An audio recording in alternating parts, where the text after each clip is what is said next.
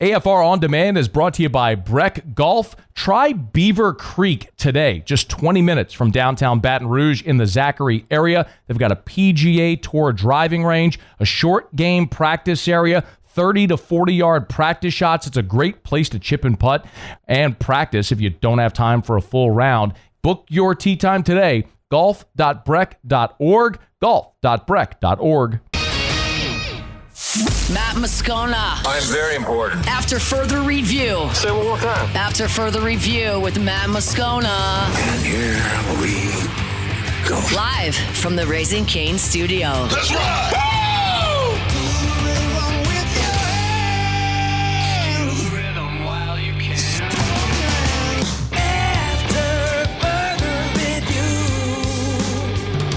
And off we go. Welcome aboard. Glad you're with us.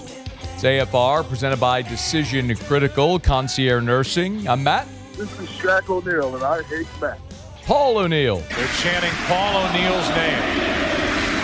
Musa.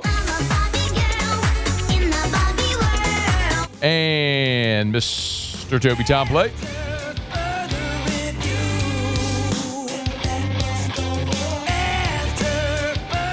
All right, we're here. Glad you are as well. Get out there and make it a good one. Ellen Moore met with reporters earlier today. Kendall Rogers later this hour. Some reporters are suing LSU. Their attorney will be here next hour. John Stinchcomb, Chris Lee, talking some Vandy baseball. A lot to do. Let us begin as we do every single day. It's time to pop the top on another edition of AFR with Bud Light. Drink easy. We'll start today with this report of this trio of reporters sort of joining forces to sue LSU. They are Todd Horn of Tiger Rag, Chris Nakamoto of WAFB, and Piper Hutchinson of The Illuminator. They are collectively filing suit against LSU for a refusal to comply with a public records request. So we have the story up at LouisianaSports.net. If you want to read it, you can do so right there. It's the main story up on the homepage. But the bottom line with this is you have three reporters that are doing something that was inevitable. Somebody was going to do this eventually. It just happens to be a trio of reporters here in Baton Rouge that have taken this first step. So what they are so they filed a public records request via the Freedom of Information Act, which is very common.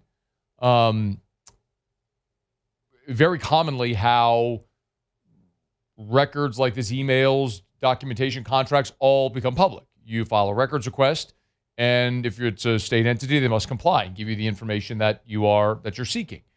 So these reporters clearly sought a records request to get LSU to disclose to them what they are paying these student athletes via rev share, and LSU is refusing to comply. So now they're suing. The reporters are suing. And part of this release, Piper Hutchinson said, quote, Louisianians have a right to know how public money is being spent.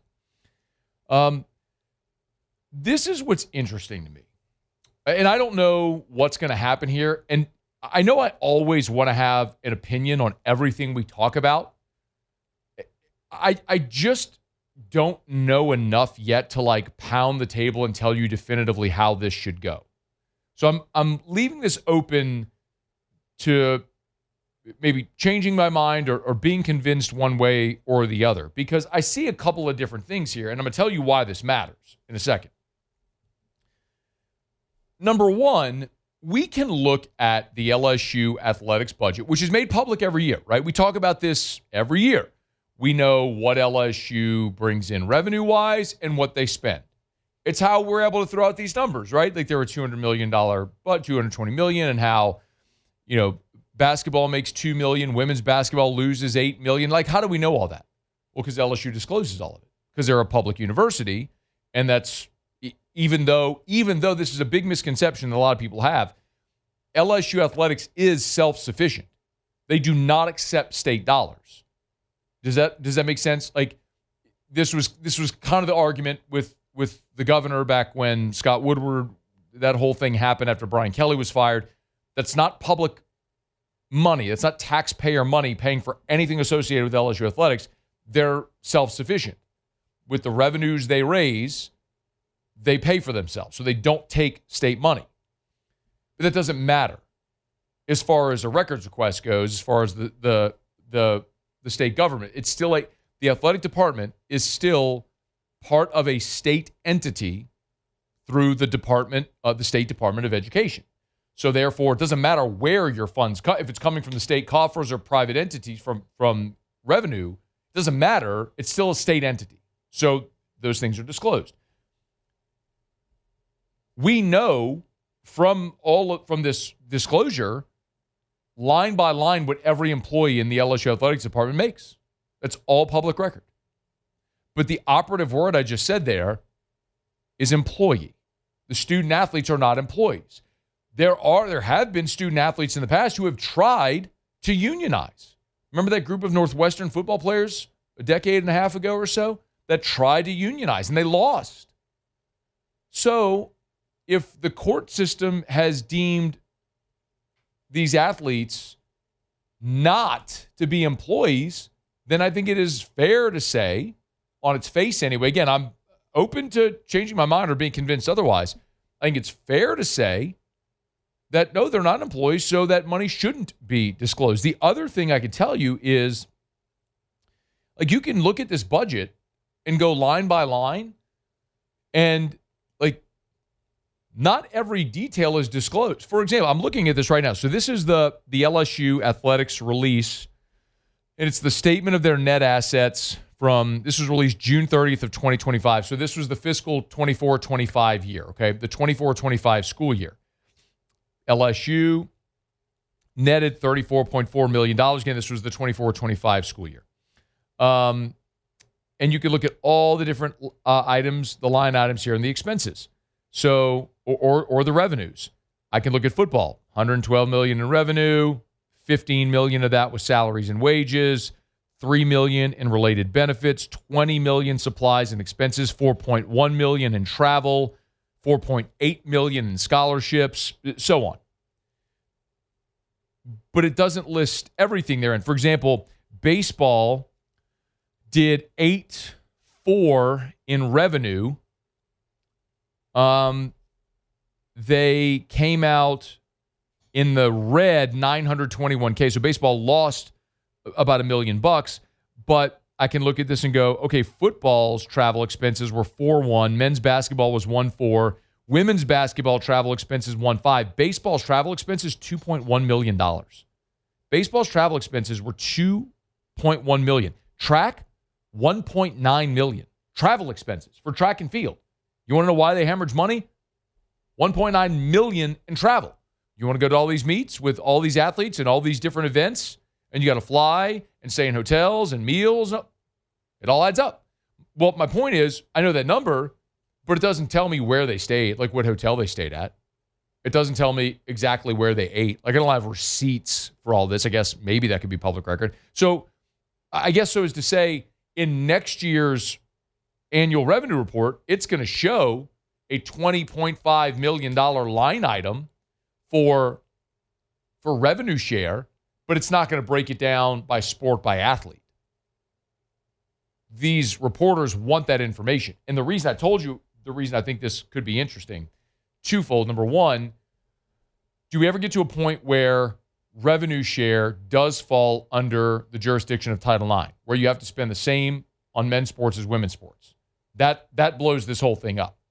Because if you have $20.5 million and you got to spend 10.25 on men's sports, 10.25 on women's sports, the whole system's screwed. That's officially when football would break away. The other is it would tell you how you're dividing the funds, right? Like a lot of this has been speculative. For example, I've told you information I've got is that Mississippi State has committed over $3 million of rev share to baseball. LSU is less than $1 million. If this happens, we would see that on paper. We would see how much LSU in every school, in this case LSU, is committing to each sport. And that could be used in some instances as a recruiting advantage, but in others maybe a disadvantage. Like if you see on paper that LSU is committing ballpark. It's $600K to baseball. Well, that's a tough sell for Jay Johnson in public opinion or when he's out recruiting, right? So I think there's a lot of reasons why administrators don't want this information out there. And I'm not so sure that that's how it should be. As it is now, I'm okay not having those disclosed, but I don't agree necessarily with the reporters in this instance because these aren't employees, but I can be convinced otherwise. So the Scott Sternberg, who's the attorney for these three reporters, will be with us at the top of hour number 2. Glad to have you. If you got a thought, let me know. Email us, tweet us, text us, 225-396-4400, 396-4400, 396-4400. Lots of ways you could join the show. We appreciate you for hanging out with us here. Show Open Every Day is brought to you by Bud Light. Drink easy with the great taste of Bud Light. I'm going to be over, see my friends tonight at Mockler. This Saturday is the wearing of the green parade in Baton Rouge. Many suggest that St. Paddy's Day, the wearing of the green parade, is the single best day annually in Baton Rouge. Well, Mockler Beverage and Bud Light, big part of that. Got those green Bud Light bottles and cans. Cannot wait for this weekend. Parish Construction and Roofing. We have a float in the parade. I'll be riding. Very much looking forward to it. And you better believe I've already got loaded up for the ice chest. Tons of delicious ice cold Bud Light will be iced down. We'll be having a great time. Be safe, but make sure you drink responsibly and celebrate responsibly. Big weekend ahead. And our friends over at Mockler Beverage and Bud Light will be right in the heart of it all, including the wearing of the green parade Saturday in Baton Rouge. Drink easy with the great taste of Bud Light. All right, it's after further review. Let me knock out a quick break. Kendall Rogers, bottom of this hour, will preview the opening weekend of Southeastern Conference baseball with Kendall Rogers from D1 Baseball. When we come back, Kellen Moore met with reporters earlier Thursday in New Orleans with several of the free agent acquisitions. We'll let you hear from the head coach of the Saints next on AFR. AFR. We're brought to you by Clegg's Nursery. Had some torrential rain yesterday night, last evening, but my goodness, what a beautiful day it turned out to be today. 75 and sunny, and it is going to be like that through Friday and Saturday. What an awesome opportunity to go get your hands in the dirt, y'all. Just plant something. Clegg's Nursery can help you do it. Buy local, shop local. They got Johnny Naylor seeds. If you want to plant that vegetable garden, no place better to go. You need mulch or soil, bag or bulk. You need your gardening tools. Clegg's Nursery's got you covered. And the best selection of flowers and plants and trees and shrubs everywhere. Also, as spring has sprung, maybe you got a lot of pests, ants, maybe you got weeds growing in your grass, roaches, whatever it may be. You want to keep pests away. They've got all the supplies and products you need to make your lawn, garden, and outdoor space beautiful and pest-free. So get on by and see them. Buy local, shop local. Tell them I sent you to Clegg's Nursery. After further review with Matt Moscona, presented by Decision Critical Concierge Nursing. Healthcare for your lifestyle. Learn more at decisioncriticalbr.com.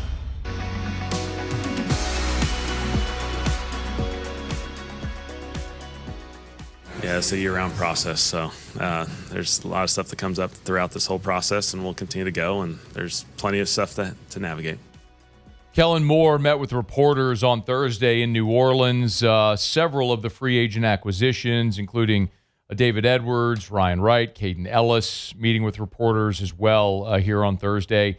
So the sort of a transformative time in the history of the New Orleans Saints, and it's interesting because for a decade and a half it was Peyton Breeze, the greatest era in the history of this organization. That's inarguable. And slowly that's sort of, we've seen that transition from Breeze's retirement to Sean Payton's retirement, subsequent return to the NFL, and now veteran players like Demario Davis leaving for the Jets. We'll see what happens with Cam Jordan and Alvin Kamara, Taysom Hill. It's just a new chapter in the history of this organization. But Moore was asked there if they were done in free agency and kind of gave you the non-answer about it being a year-long process, which would tell you they're likely not done. And I do understand also, I'm going to repeat this when Mickey Loomis does his press conference the day before the draft, and this would be one of those instances where I actually do side with Mickey Loomis and take it easy on him. But not that he cares, but he might.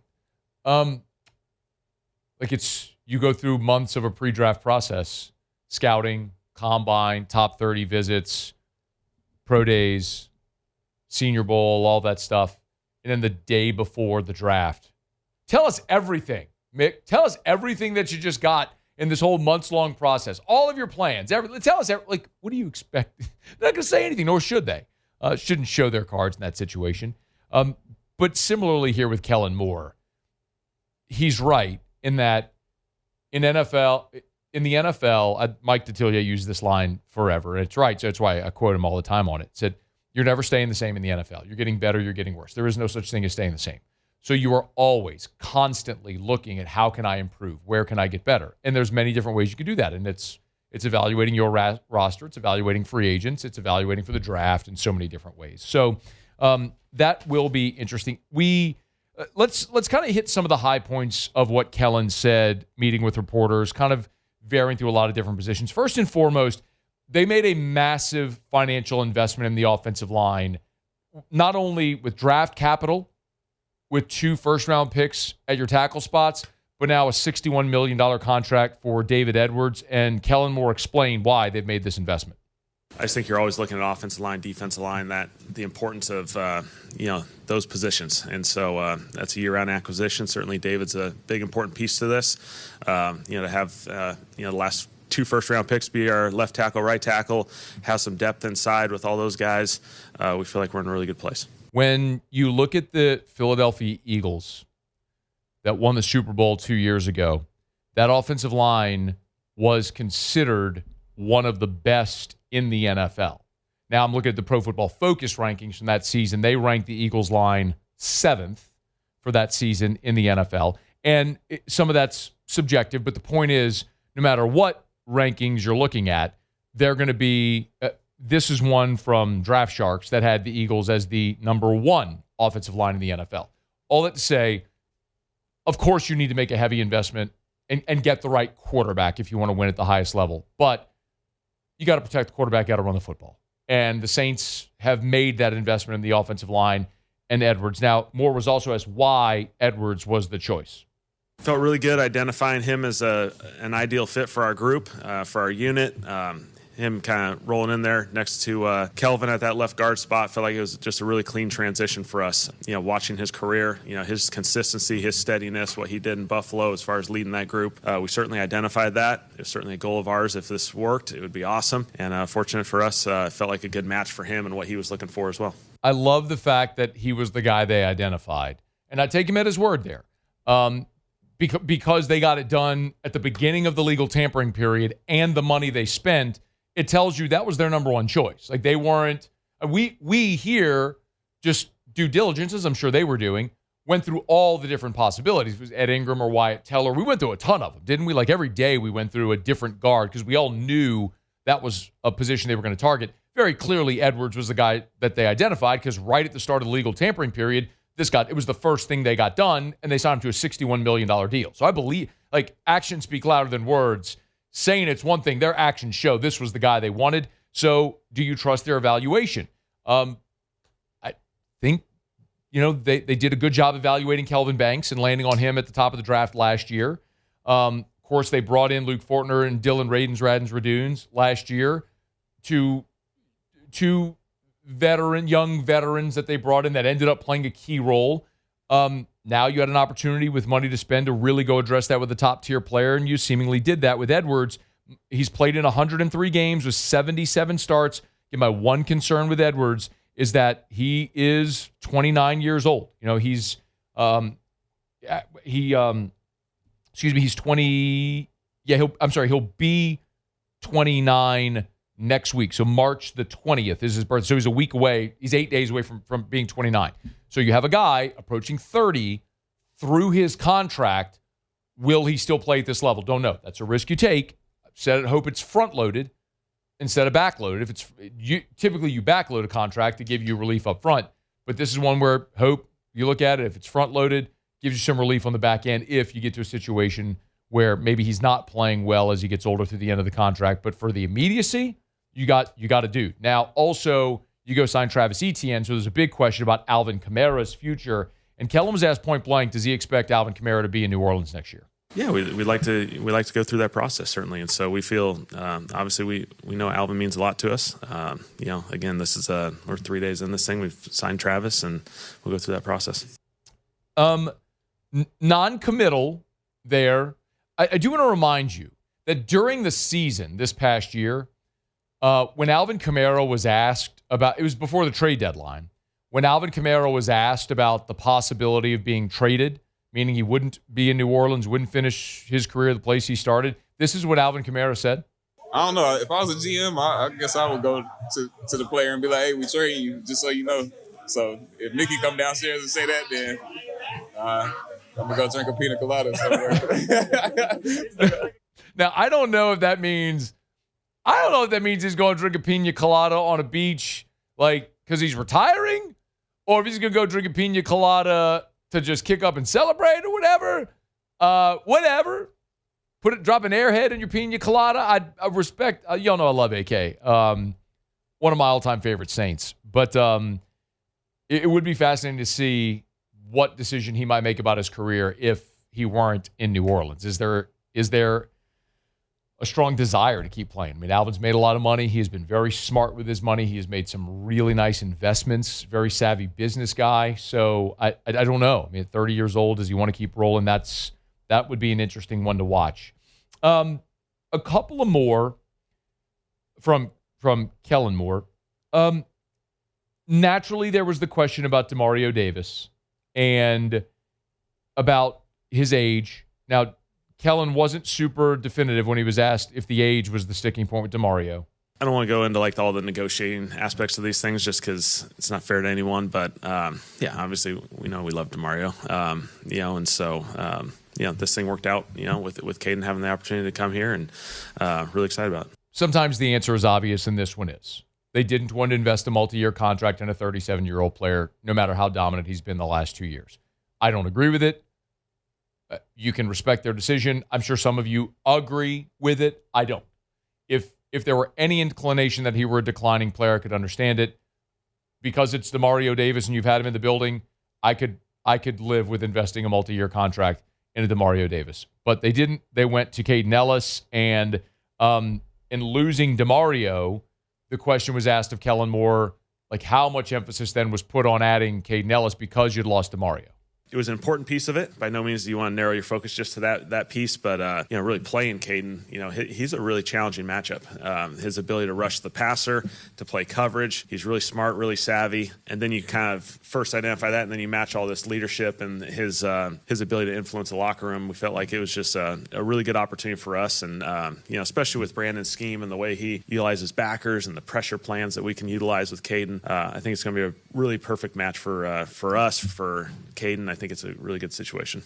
Hope so. You lost a really key figure, not only on the field, but in your locker room in Demario Davis, and you're asking Caden Ellis to step in and fill some gigantic shoes. And here's hoping he can do it. The other one, though, is that now that you're at this point with the first big wave of free agency passed and still a month plus away from the draft, have you addressed your needs in free agency so that you can go best available in the draft? So as to say, like, because you're addressing what you need in free agency, you're not looking at the draft at 8 overall going, okay, we got to go position X because we haven't touched that yet. I think everyone would say that certainly is everyone's goal, is to acquire as many talented players and then let the draft play itself out. And so, it's a fun process. We went through some college stuff. Now we've kind of been in this pro world now for a couple weeks, really focused on that, and then we'll kind of enter the college phase again as we kind of continue to evaluate that part. And there'll be free agents after that, and there'll be free agents in July and August. And that's what this thing's all about. We can look at last year, just the way our roster took its course throughout the season, and the things that were acquired at various spots, and we'll just continue to keep building. Remember when Max Unger retired abruptly? What did the Saints do with their first pick of that ensuing draft? Eric McCoy. They didn't have a first-round pick, but it was their second-round pick. They took a center. They had to address that position. Remember when they drafted Cesar Ruiz? And the next week, they released Larry Warford?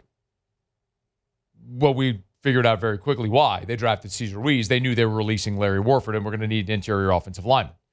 Sometimes what you do at the top of the draft is dictated by your current roster. But what Kellen Moore said there is right. You hope you've accumulated enough really good players on your roster so your hand isn't forced when you get to the draft. You can take the best player, not the best player at the biggest need. We'll see how that settles in a little more than a month when the Saints hit the draft. All right, we're going to let you hear much more. As you mentioned, David Edwards met with reporters, Ryan Wright, Caden Ellis. So we'll get to a lot of this with these guys sprinkled out throughout the show as we move along. Let me knock out a quick break, y'all. Our buddy Kendall Rogers will be here with us, talk a little SEC baseball as the opening week of SEC baseball is upon us. Thursday shows presented by Decision Critical Concierge Nursing, decisioncriticalbr.com. Don't you move. After further review. We're brought to you by Duplessis Builders, duplessisbuilders.net, duplessisbuilders.net. How about buying your pool online? Scone, that sounds crazy. It kind of does sound crazy. I don't know that anybody else does this. But Derek Duplessis and the team over at Duplessis thought this was innovative, very forward-thinking, which I love. And so they built a widget on their website, a platform on their website, whereby you can buy your pool online. Go design it at the website. You're always welcome to go in the showroom. You're always welcome to have the one-on-one consultation. I would encourage you to do that anyway. But you can go to the website, duplessisbuilders.net, duplessisbuilders.net. Do it right now, duplessisbuilders.net. Hit Pick Your Pool. It's a tab right there on the homepage. You do the same thing for your outdoor kitchen, by the way. While you can do a custom resort-style pool from scratch, anything, they've got 11 pool designs. You pick it. Pick all your tiling, coping, water features, lights, everything you want. Pay for it online. Boom, right there. Design it right now. duplessisbuilders.net. After further review with Matt Moscona, presented by Decision Critical Concierge Nursing. Healthcare for your lifestyle. Learn more at decisioncriticalbr.com.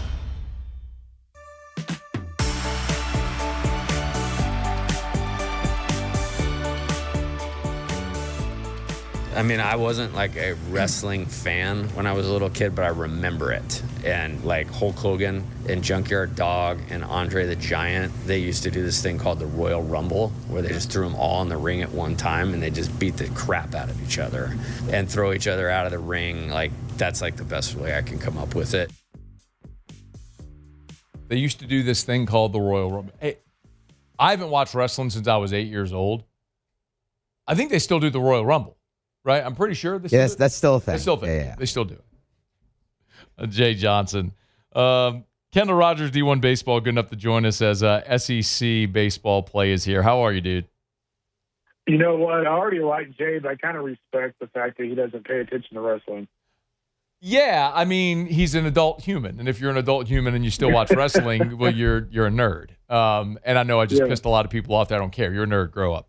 But anyway, hey, who was your favorite wrestler as a kid? Because we all watched. Probably like Randy Savage, something like that. Okay. Ooh, yeah. I don't know, man. Oh, yeah, the Slim Jim commercial. Yeah, I was a sucker for Hulkamania, man. When it comes crashing down and it hurts inside. You know what I mean? Dan, dan, dan, dan, dan, dan, dan, dan. I mean, when that hits, and then Ultimate Warrior came and kind of just, flipped the whole thing on its head. All right, let's not get derailed here.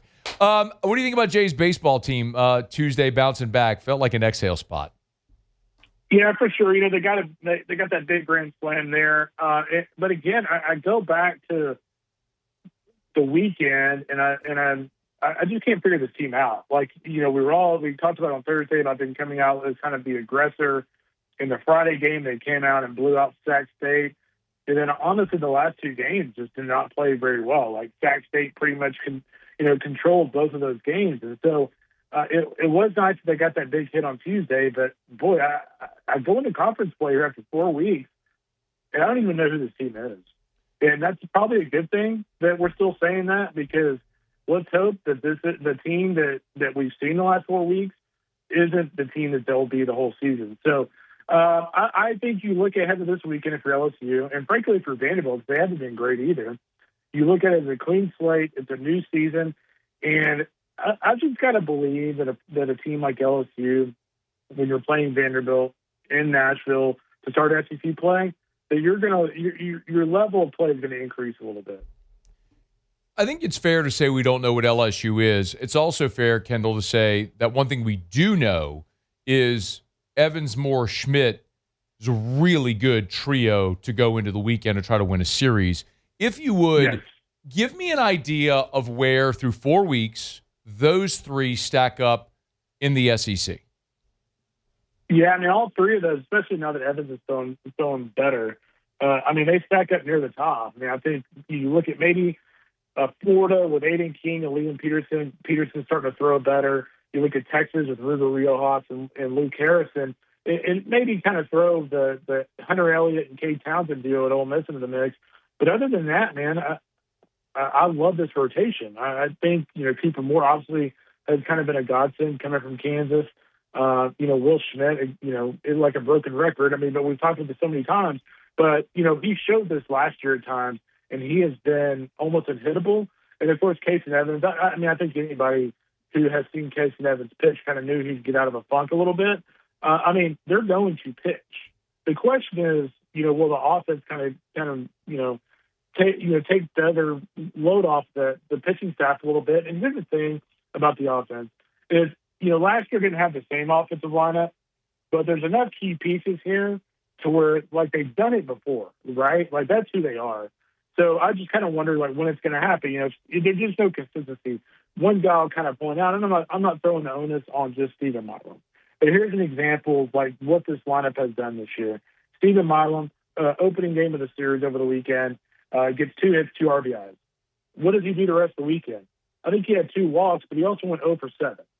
So it's just been one of this cycle to where, like, one guy will get 2 hits, and then they don't do anything for the next 2 days. And so something's going to have to change in that regard. He's Kendall Rogers on Twitter at Kendall Rogers, D1Baseball.com. Okay, tell me about Vanderbilt. They're 11 and 7. Do they stink? I would say they have played kind of like LSU light, and what I mean by that is, like, I have a lot of faith that LSU is going to be really good. I do not have a lot of faith that Vanderbilt is going to look really good. I just think, when you look at these guys from a pitching standpoint, Austin Nye's been banged up for them. Connor Fennell's certainly a big-time command specialist in front of the rotation. 30 strikeouts, 3 walks, and 21 in the third. But really, outside of those couple of guys, I feel like you can hit them pretty well. And then offensively, they haven't been the same since Colin Barzey's kind of been in and out of the lineup opening week when I saw Barzey behind the plate. And certainly LSU knows what it's like when your catching situation isn't top-notch. Well, Barzey's kind of been in and out of the lineup, but he's a power presence. Braden Holcomb are both really, really nice hitters, can change the game with one swing. I just think Vanderbilt's very average. And it kind of goes to this for me. If LSU is going to be the team that it wants to be, they need to go out this weekend against Vanderbilt and be the aggressor. I don't think I've ever seen an LSU team, at least in the last few years, maybe since that was it the 2014. I don't think I've seen an LSU team under Jay that has allowed another team to be consistently the aggressor. They need to flip that script starting this weekend. Is there an area where you would say LSU does have a definitive advantage over Vanderbilt this weekend?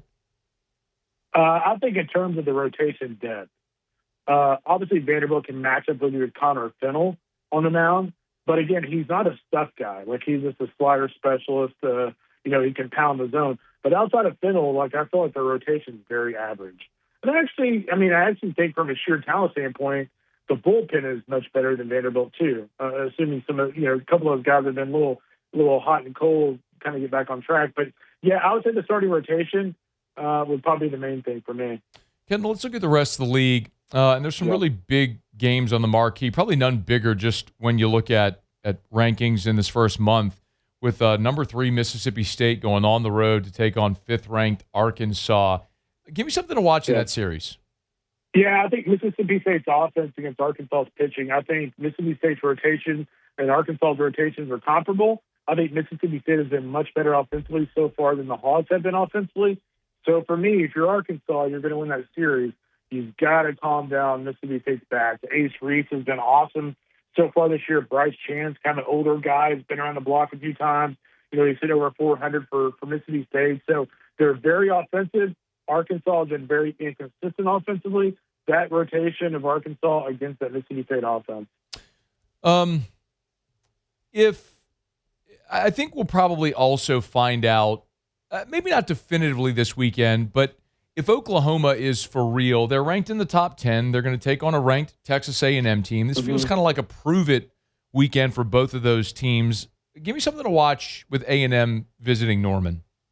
Yeah, I think for me, it's A&M's offense because Oklahoma's pitching. LJ Mercurius for OU has been really good. I mean, the opening weekend I saw him, it was 97, 98. I want to say his whiff rate on the slider is still over 60%, which is pretty incredible considering that kind of velocity with his fastball.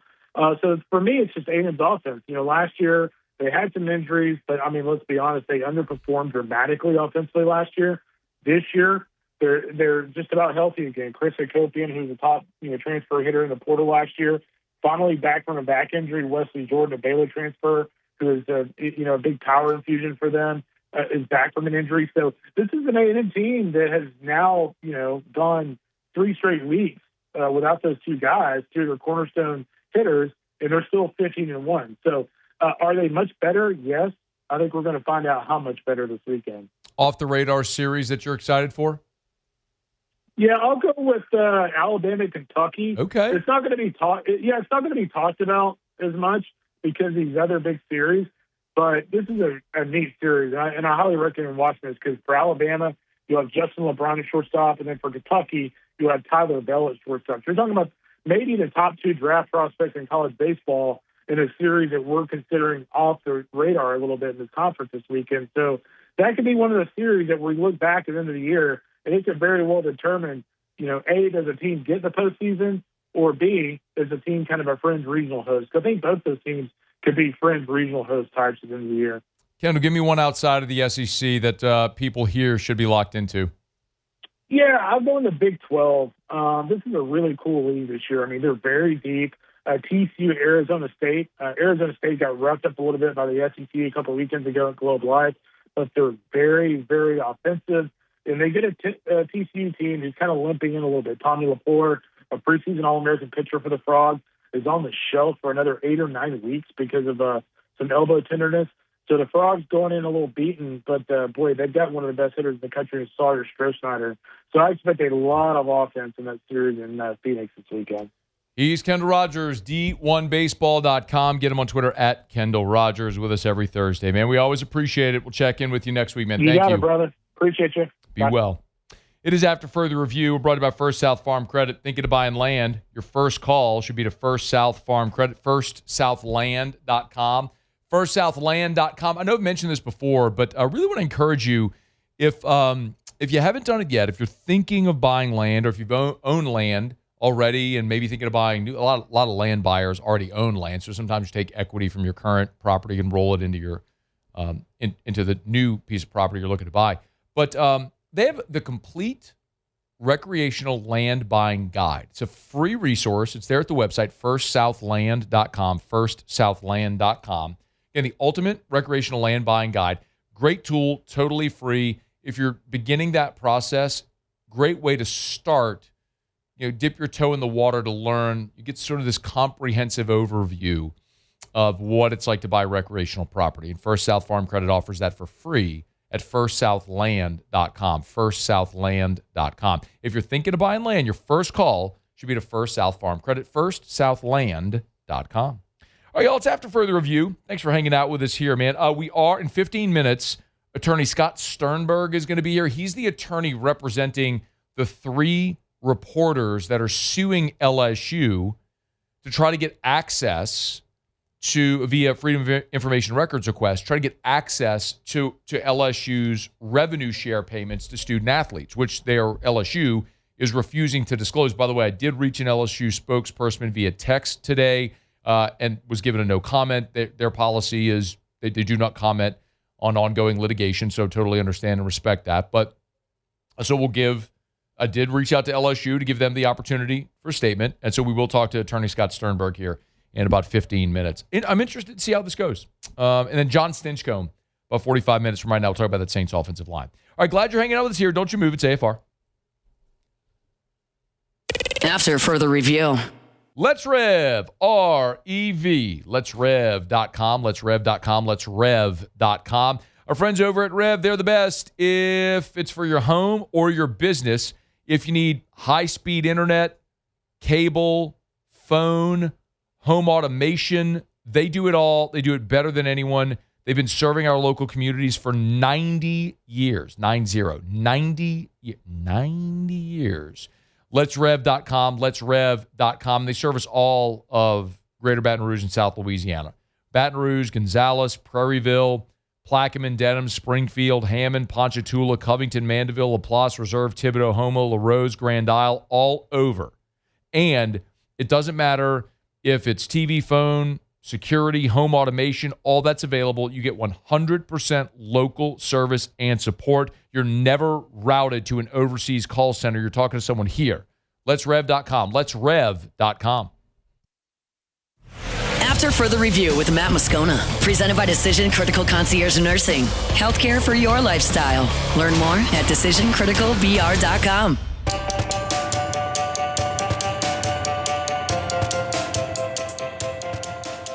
Hopefully you're able to make a positive impact on young people, help them grow and get better. You know, it's a lot more fun when you go 31-2 or you're in the NCAA tournament, but this is the reality of life too, and you got to be able to help your players navigate some of these challenging times and hopefully make a positive impact on and off the court. So, you know, it's been a blessing getting to coach this team and really thankful for the 6 seniors and their contributions here at LSU. That was Matt McMahon after LSU season came to an end on Wednesday at the SEC basketball tournament. Now everyone's eyes turn to the future and what that's going to hold. And as I've said as plainly as I can possibly say here, I think there are 2, as best as I understand, every conversation I've had for weeks, and a lot of which we've illustrated here, from some administrators being non-committal to what we know about the governor, the chairman of the board, the president of the university, their affinity for Will Wade, a lot of boosters wanting to bring Will back. We've talked about this a lot. I mean, I feel like I've been as transparent as I can with you with what I'm comfortable saying, but I think barring something dramatically unforeseen, there's 2 paths here. You either convince Will Wade to leave NC State or you run it back with Matt McMahon. I think those are your 2 paths. And you know, I had several conversations today, and I don't think a decision is imminent because I think you're going to wait till the NC State season ends to know definitively if that's a possibility. Now, if between now and then Will Wade completely disengages and makes the decision he's staying in Raleigh, then I think you could have an announcement that Matt McMahon is staying. However, I don't think that's imminent. I think there is plenty enough interest from Will Wade's side that wait and see how this might play out. Now, LSU's season ended a day ago. The NC State ACC tournament run ended today. They lost to Virginia. And so Joe Lunardi's latest bracketology has NC State a 10 seed. So it has them in. We're anticipating Sunday.